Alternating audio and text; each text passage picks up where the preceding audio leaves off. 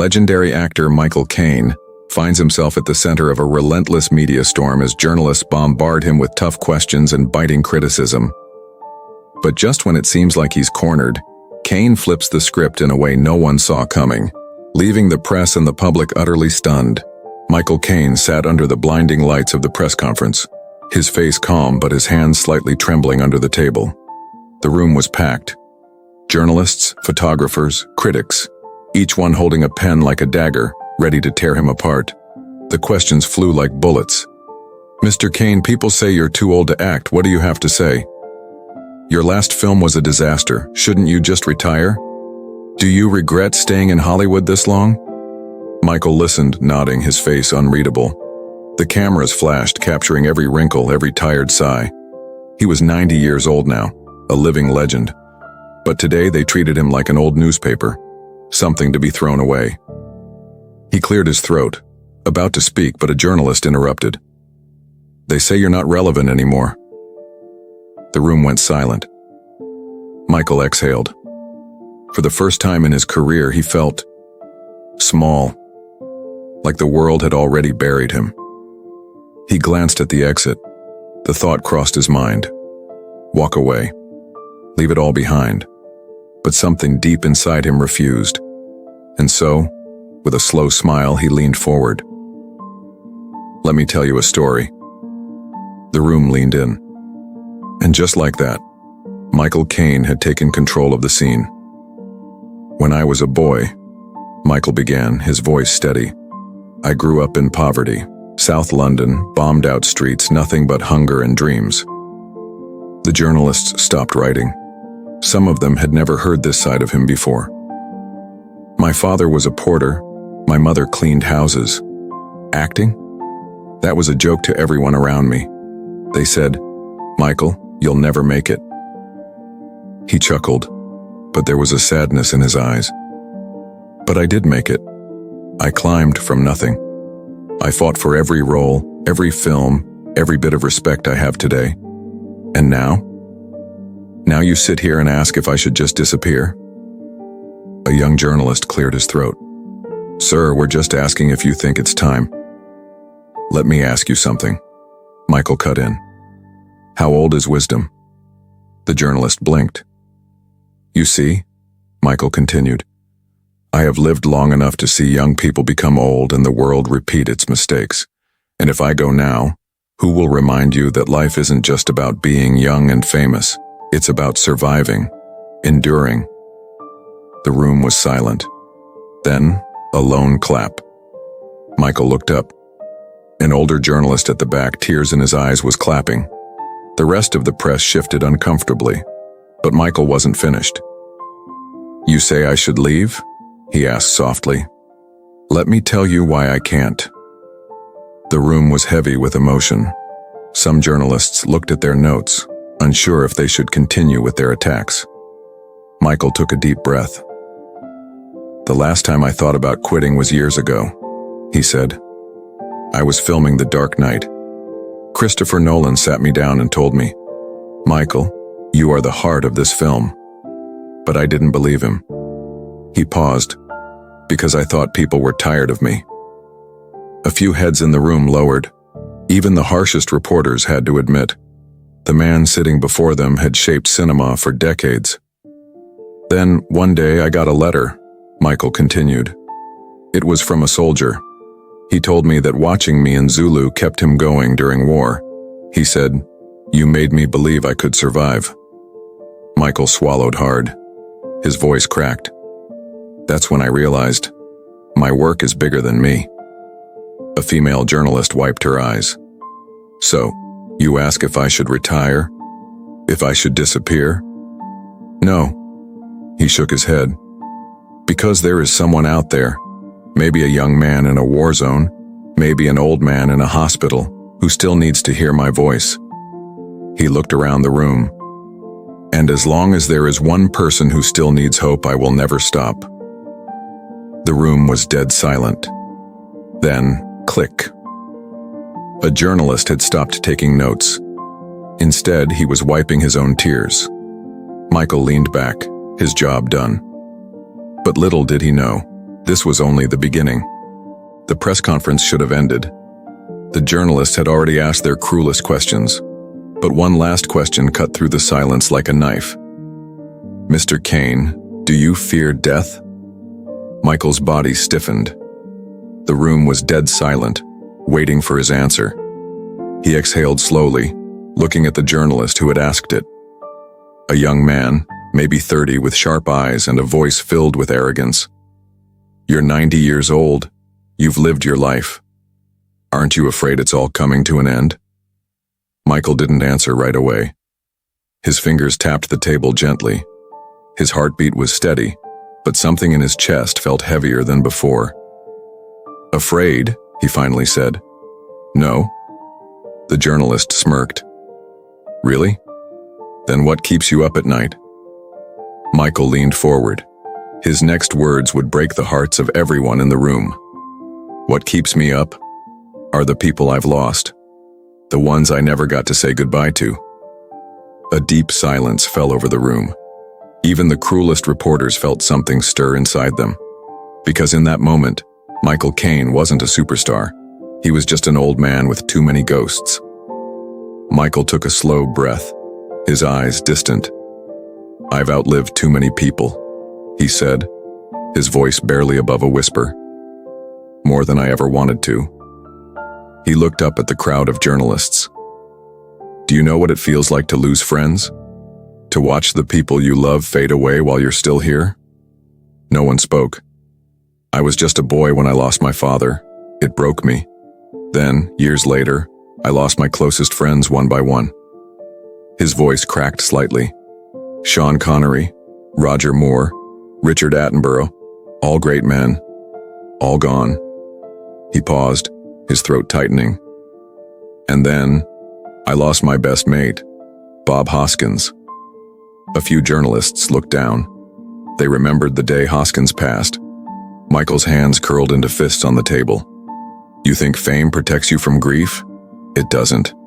It just makes you watch from the front row as the people you love leave before you." His lips trembled. "And the worst part? You never get to say everything you wanted to say." A single tear escaped his eye. The journalists didn't dare blink, because Michael Caine had just shown them the weight of a lifetime. Michael reached into his pocket. His fingers found the old, crumpled piece of paper. "I wrote this years ago," he said, "to a friend I never got to say goodbye to." He unfolded it carefully. The paper was fragile, like his heart at that moment. "Dear Bob," he read, his voice shaking. Some of the journalists gasped. He was reading a letter to Bob Hoskins. "I was going to send this to you, but life got in the way. I thought we had more time. We always think we have more time, don't we?" His breath hitched, but he pushed on. "I wanted to thank you for all the years, for the laughs, the fights, the drinks, the memories. You were the best mate I ever had. And I miss you, Bob, every day." A tear rolled down Michael's cheek. He didn't wipe it away. "I never got to tell you I loved you, mate. But I did, and I still do." Silence. Then, sniffles. Some of the journalists were crying. Michael folded the letter and placed it back in his pocket. "So you ask if I fear death?" he whispered. He shook his head. "No, because when my time comes, I'll finally see my friends again." Tears filled the eyes of the press. Michael Caine had just given them the most powerful performance of his life, and it was real. Michael sat back, his hands resting on the table. The press conference should have been over, but something in his eyes told everyone he wasn't finished. "There's one more person I lost," he said, his voice quiet. "And it still haunts me." The reporters leaned in. "He was like a son to me, a brilliant man, a once-in-a-generation talent, and I never got to say goodbye." A cold silence filled the room. His name was Heath Ledger. A collective gasp rippled through the crowd. Michael looked down at his hands. "When we worked on The Dark Knight, I saw something in him, something rare. He had a fire inside him, but it burned too bright. I could see it, but I never said anything." I should have. His voice cracked. One day I called him. I wanted to check on him, but he never called me back. And then he was gone. Tears welled in Michael's eyes. You think losing a friend is painful? Try losing someone you didn't save. The journalists were speechless. Michael had just revealed a wound that never healed, and for the first time, the world saw the regret behind his wisdom. Michael rubbed his temples. He had spent decades in front of cameras, but today, he felt naked. I was at the Dark Knight premiere when I realized something, he continued. I was standing in the crowd, hearing the cheers, the applause, but all I could think about was Heath. He paused, swallowing hard. I never told him how proud I was. I never told him that he was one of the finest actors I had ever seen. And then it was too late. A female journalist wiped her eyes. People ask why I always talk about the past, Michael said. It's because the past is full of people I wish I could bring back. A young journalist hesitated before speaking. Mr. Caine, if you could go back, what would you say to him? Michael's lips trembled. I'd say, Heath, you didn't have to prove anything to us. We already knew you were brilliant. You didn't have to carry the weight of the world alone. His voice was barely above a whisper now. And I'd say, you are loved, mate. You always were. A single tear rolled down his cheek. The journalists weren't writing anymore. They were crying. Michael took a deep breath, steadying himself. You see, I don't fear death, he said, his voice stronger now. But I do fear something else. The journalists looked at him, waiting. I fear leaving this world without making things right. A young journalist cleared his throat. And how do you plan to do that, sir? Michael exhaled slowly. By telling the truth. By reminding people that time is cruel, but love is eternal. He looked around the room. All of you sitting here asking me if I should retire. Do you know what really matters? It's not the awards, not the fame. It's the people we love, the ones we fight for. His voice deepened. So, before you walk out of here today, call someone you love. Tell them what they mean to you. Because if you wait, you might never get the chance. The room was silent. Then the sound of a phone unlocking. A journalist was already dialing a number. Michael smiled. For the first time that day, he felt at peace. But little did he know. His final act was just beginning. Michael's hands trembled as he reached for his glass of water. The room was still.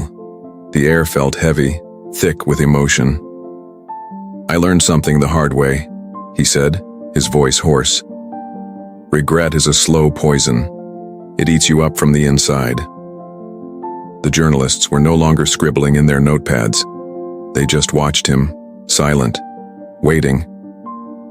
The last time I saw my dear friend Sean Connery, I should have hugged him longer. The last time I spoke to Roger Moore, I should have told him how much I admired him. The last time I saw Richard Attenborough, I should have thanked him properly for believing in me. Michael's eyes glistened with unshed tears. I kept thinking, oh, I'll see them again. There's always time. But time is the greatest liar of them all. A journalist covered his mouth, fighting back tears. Michael took a slow breath. If you still have someone to love, don't waste a second. Say it now. Say it before it's too late. He looked around the room. Because one day you'll wake up and the chance will be gone forever. A soft sob broke the silence. Michael had just shattered every heart in the room. Michael's old fingers curled around his phone, gripping it tight. You know, he said, there was one person I almost lost forever because of my own stubbornness. The reporters leaned in, waiting for the revelation. It was my wife, Shakira. A few gasps filled the air. Everyone knew about Michael and Shakira. Married for over 50 years, they were one of Hollywood's strongest couples. Many years ago, Michael whispered, we had an argument. It was silly, but I was too proud to say sorry. I stormed out of the house thinking, She'll call me. She always does. But that night, she didn't. His voice shook. I almost lost the love of my life over something foolish. I stayed up all night staring at the phone, but it never rang. And for the first time I realized, what if this is how it ends? What if tomorrow never comes? A tear slipped down his cheek. So, I picked up the phone, and I called her. And do you know what she said? The room was silent. She said, Michael, I was waiting for you to call. I thought maybe this time you wouldn't. He paused. That moment changed me forever. The journalists were shaking their heads, wiping their eyes, because they knew this wasn't just a story. This was life itself. Michael leaned forward, gripping the edge of the table. His voice was quiet but firm. I've spent 90 years on this earth. I've made mistakes. I've won awards. I've lost friends. But do you know what the greatest lesson of my life is? The room held its breath. It's not about money. It's not about fame. It's about love. The people we love are all that matter in the end. A journalist sniffled. Another wiped his face, pretending it was just sweat. The greatest tragedy in life is not death, Michael continued. It's leaving this world without telling the people who matter that you love them. He looked around, his eyes locking with every person in the room. Don't wait. Don't waste time. Pick up the phone. Hold someone's hand. Say the words before you don't get the chance.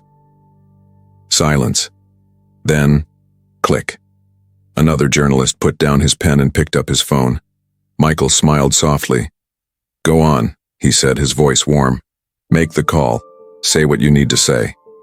One by one, reporters reached for their phones. The press conference was over.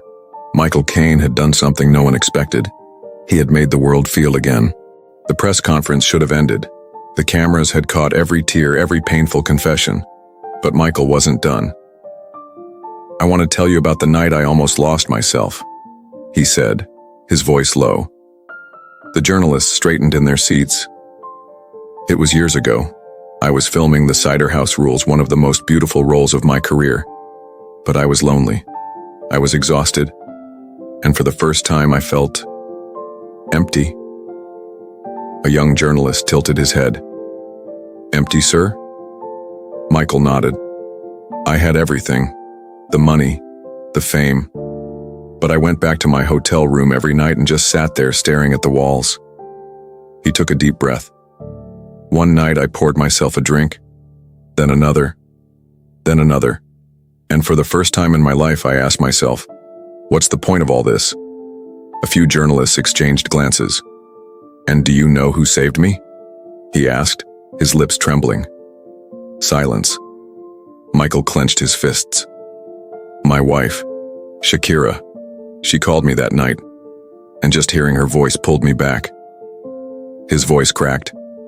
She saved me from myself. A tear slid down his cheek. The room had never been quieter. Michael wiped his face, but the tears kept coming. You think I'm strong? You think because I'm Michael Caine, I don't feel pain? He shook his head. Let me tell you what truly broke me. The reporters sat up. It was the day I lost my mother. A murmur ran through the room. She was my everything, he continued. She cleaned houses so I could eat. She worked her fingers to the bone so I could have a future. And when she was gone, I felt like a part of me died too. He swallowed hard. I remember sitting by her bed, holding her hand, knowing she was slipping away. I wanted to tell her everything, but all I could say was, Mom, I love you. I love you so much. Tears streamed down his face. And you know what she said? He whispered. The room held its breath. She smiled. She squeezed my hand, and she whispered back, I know, my son. I always knew. A reporter covered her mouth to stop a sob. Michael nodded slowly. That's the thing about love. You don't have to say it every day. If you show it, they'll know. The room was filled with the sound of people crying. Michael had touched a wound in everyone's heart. Michael took a deep breath. "I've never told anyone this," he said. "Not in an interview, not in a book, not even to my closest friends." The journalist leaned forward. "Years ago, when I was just starting out, I almost quit acting." Gasps filled the room. "I was broke. I had no future. I was living in a tiny flat, eating canned beans every night. I walked the streets of London wondering, what am I doing with my life?" He clenched his jaw. "One night, I sat on a park bench and decided, tomorrow I'm done. No more auditions, no more dreams. I'd get a real job and forget all of it." A journalist shook his head in disbelief. But then something happened. Michael smiled, his eyes filled with memory. A stranger sat next to me, an old man with kind eyes. He looked at me and said, "You look like someone who's about to give up." The room was silent. I didn't answer. I just stared ahead. And do you know what he told me? Michael's voice trembled. He said, "Don't. You have something inside you the world needs to see." A tear slipped down his cheek. I never saw that man again, but I never gave up after that. He exhaled. Sometimes all it takes is one voice to save someone, one person who believes in you. The reporters weren't just crying now. They were shattered. And somewhere beyond the cameras, millions of hearts were breaking too. Michael took a deep breath. The cameras were still rolling. The press conference had turned into something else, a moment in history. Then he did something no one expected. He reached into his pocket and pulled out a letter. "I wrote this a long time ago," he said softly, "but I never had the courage to read it out loud." The reporters leaned in. "It's my farewell letter, not to Hollywood, not to fame, but to the people who have followed me, supported me, and believed in me." The journalists gasped. "This is my last press conference," Michael announced. "After today, I am retiring from public life." A heavy silence filled the air. Not because I'm tired, not because I've had enough, but because I want to spend the rest of my life doing what matters most, being with my family, my wife, my children, my grandchildren. Tears filled his eyes. "I don't want to spend my last days in front of cameras. I want to spend them holding hands, laughing, loving." A reporter wiped her face, sobbing. Michael Caine had just walked away from the spotlight, and the world wasn't ready to let him go. The room was filled with emotion. Journalists, critics, people who had spent years questioning Michael, were now speechless. "I have lived a long, beautiful life," Michael continued, his voice steady. "I have met kings and queens, actors and world leaders. But in the end, do you know what I've learned?" He looked at the crowd, his gaze piercing. "None of it matters if you don't have love." He smiled through his tears. "I once heard a wise man say, the greatest thing you'll ever learn is just to love and be loved in return." Somewhere in the back of the room, a journalist broke down in tears. "So, before I go," Michael whispered, "I have one final request." He pointed at the cameras. "If you're watching this, I want you to do something right now. Call someone you love. Tell them how much they mean to you. Because if my life has taught me anything, it's that tomorrow is never promised." A deep silence fell over the room. Michael Caine had not just ended his career, he had changed lives. Michael stood up. The cameras followed his every move. He took one last look at the reporters, the people who once challenged him, doubted him, even criticized him. And then, he smiled. "Thank you," he said simply, "for everything." With that, he turned and walked away.